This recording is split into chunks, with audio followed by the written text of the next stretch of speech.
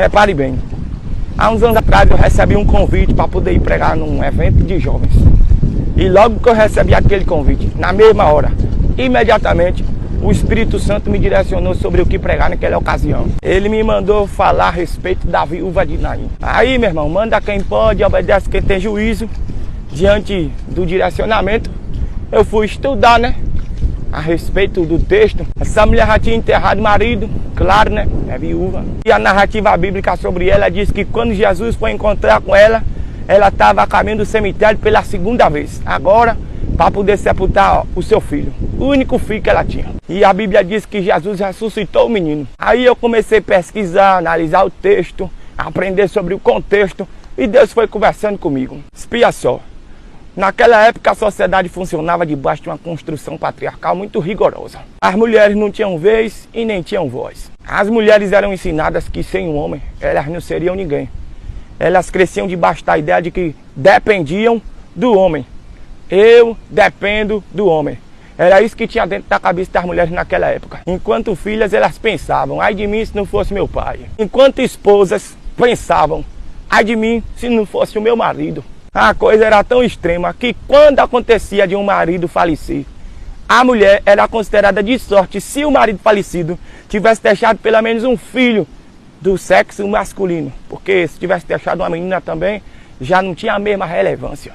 E no caso da viúva de Naim, o negócio é grave porque ela perdeu o marido e o único filho que ela tem, o único homem que lhe restou em sua vida, ela está indo enterrar também. Como mulher criada debaixo daquelas ideias, dentro daquela sociedade, ela está dilacerada, porque todas as suas fontes de dependência se foram. Considerando o contexto em que vivia, considerando a ideologia social, com toda certeza, aquela mulher estava pensando, ai de mim, porque toda a minha vida dependia deles e eles não estão mais aqui. E lá vai a mulher chorando, mais uma vez a caminho do cemitério. O corpo do filho dela no caixão, o pessoal carregando, um desespero. E ela toda arrebentada, toda angustiada, se sentindo um nada. Aí de repente Jesus aparece diante do cortejo, manda parar tudo, se dirige até aquela mulher e diz para ela, não chore não. Agora como é que diz para uma mulher numa situação dessa não chorar? E na verdade essa situação não era para trazer mais dor. Dessa vez, essa situação é para trazer uma lição. Depois que Jesus diz para que ela não chore, ele fala com o morto. E o morto ressuscita. Aí a Bíblia diz que Jesus tomou o menino ressuscitado pela mão, tirou de dentro do caixão e devolveu a ela.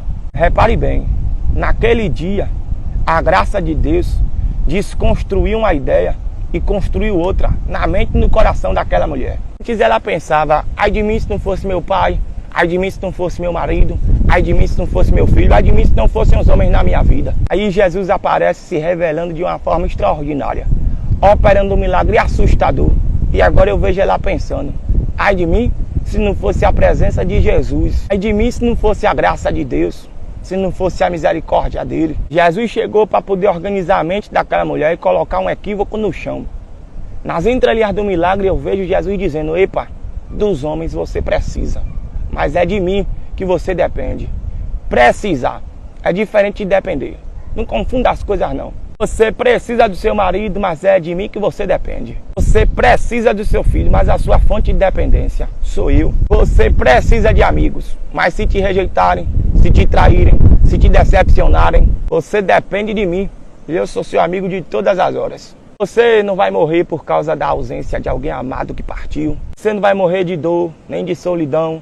Tampouco vai afundar no mar da depressão por causa da partida de alguém, por causa de rompimento, de quebra de aliança, de traição, abandono. Das pessoas você precisa, mas é de Deus que a sua vida depende. E o nosso problema é que a gente faz confusão a respeito disso.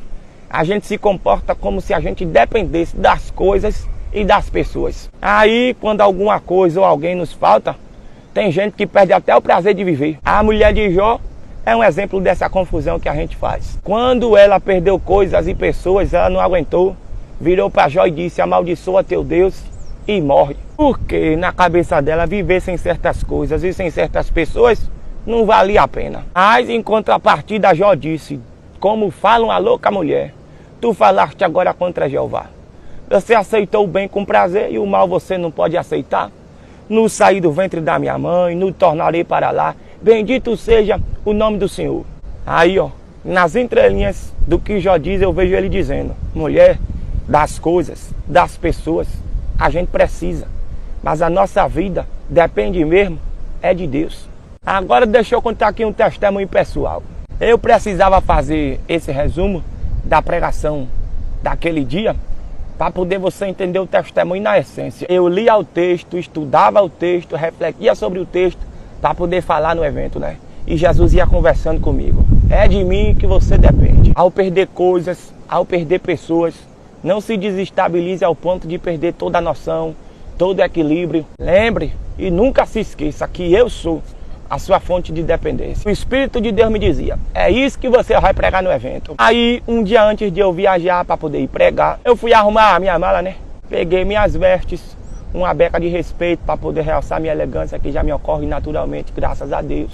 Mas na hora que eu fui pegar meu sapato para poder colocar na mala, o único sapato que eu tinha na época, o bicho estava descolando, que estava com um buraco medonho debaixo.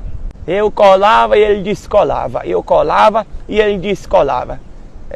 A cola acabou e o bicho estava lá com a bocona aberta. E eu pensei: misericórdia, deu ruim. Mas aquela palavra não saía da minha cabeça e eu estava recebendo de Deus a mensagem: é de mim que você depende. Deus falava comigo o tempo inteiro. As coisas e das pessoas você precisa, mas a sua fonte de dependência sou eu. E eu estava arrumando a mala por volta das 10 da manhã do dia anterior da viagem. E eu preocupei, né? Porque do jeito que o sapato estava descolando, eu corria o risco de perder a sola caso eu calçasse aquilo.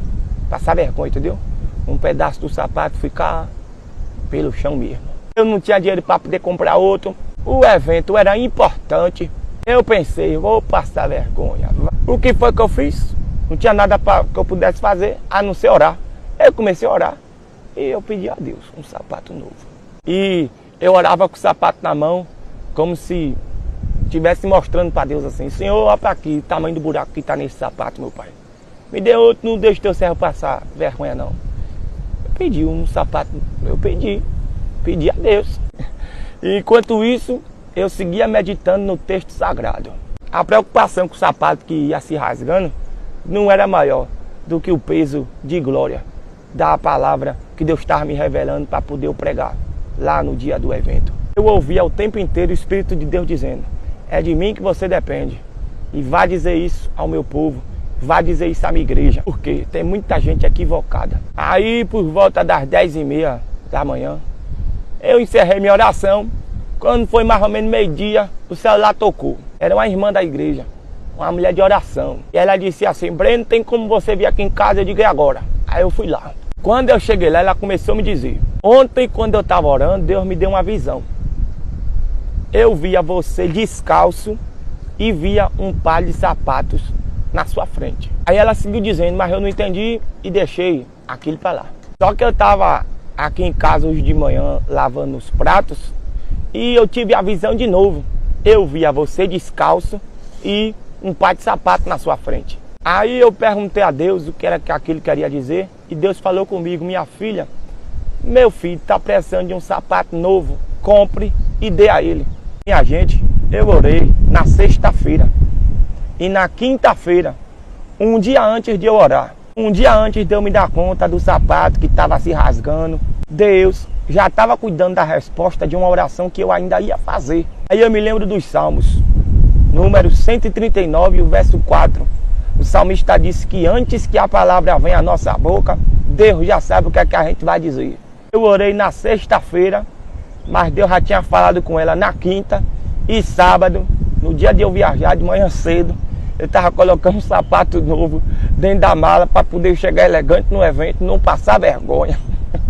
E Deus naquele dia falou comigo e me marcou de uma forma profunda.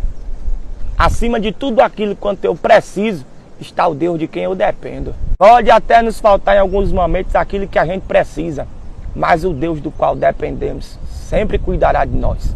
E Ele olha por nós nos detalhes. Então, meu irmão, minha irmã, não fique atordoado, desesperado, angustiado, pensando até em morte por causa do que você perdeu, ou por causa daquilo que lhe falta, porque você não tem o que você precisa. Porque que aquele de quem você depende cuida da sua vida com muito esmero.